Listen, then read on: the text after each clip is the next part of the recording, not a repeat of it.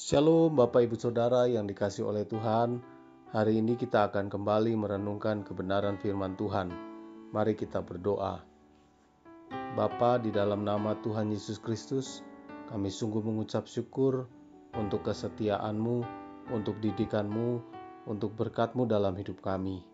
Lebih lagi kami mau dalam mengenal Tuhan, kedewasaan rohani kami dapatkan. Dalam nama Tuhan Yesus Kristus, haleluya. Amin. Firman Tuhan hari ini berjudul Berdoa secara efektif bagian 3.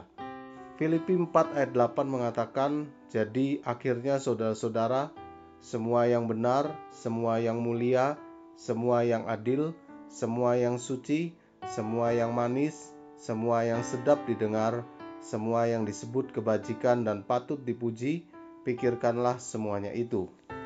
Bapak Ibu Saudara yang dikasihi oleh Tuhan, mari kita belajar seperti Paulus, di mana ia tidak memperhatikan yang kelihatan, melainkan yang tak kelihatan, dan hidup karena percaya, bukan karena melihat. Jangan biarkan iblis menyerang pikiran dan hati kita dengan menanamkan benih-benih keraguan dan kebimbangan. Semua hal yang negatif, keraguan, kebimbangan, kekhawatiran, ketakutan, dan sebagainya berasal dari iblis.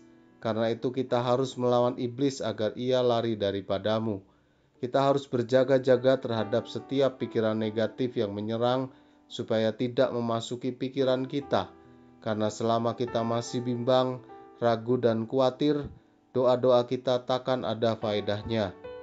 Ketika kita berdoa kepada Tuhan, lalu di tengah jalan timbul rasa bimbang dan ragu di dalam pikiran dan hati kita, berarti kita sedang berputar haluan, yaitu berpaling dari Tuhan dan membatalkan doa kita sendiri. Maka dari itu, hai anakku, perhatikanlah perkataanku, arahkanlah telingamu kepada ucapanku. Janganlah semuanya itu menjauh dari matamu, simpanlah itu di lubuk hatimu, karena itulah yang menjadi kehidupan bagi mereka yang mendapatkannya, dan kesembuhan bagi seluruh tubuh mereka. Amsal 4 ayat 20-22. Buanglah semua pikiran negatif yang tidak mendukung iman kita. Sebaliknya arahkan hati dan pikiran kita kepada firman Tuhan, maka pada saatnya Dia akan menggenapi firman-Nya. Bagaimana supaya firman Tuhan tergenapi dalam kehidupan kita?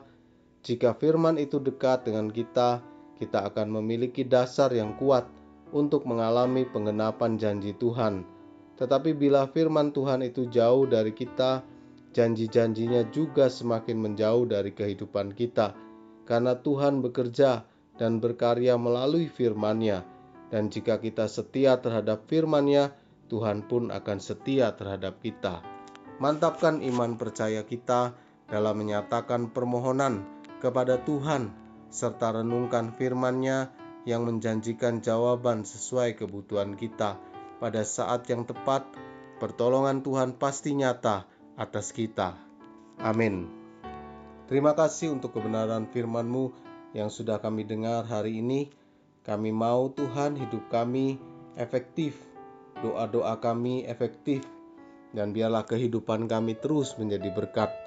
Hari ini yang sakit Tuhan sembuhkan, yang lemah Tuhan kuatkan, yang tak berdaya Tuhan angkat.